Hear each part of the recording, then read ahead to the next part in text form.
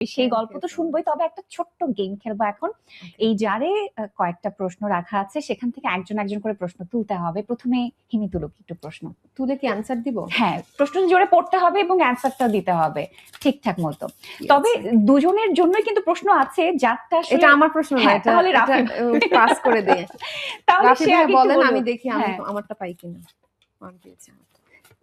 রাফি ভাই বলেন, আপনি কি প্রশ্ন পেয়েছেন সেটা অ্যান্সার শুনতে চাই।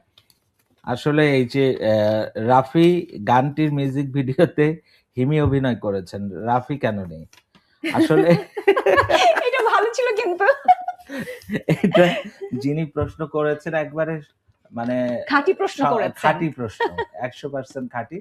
তবে কি হিমি আপুর আম্মু বলতেছিল, বাবা তোমাকে মনে হয় একটু থাকলে ভালো হইতো।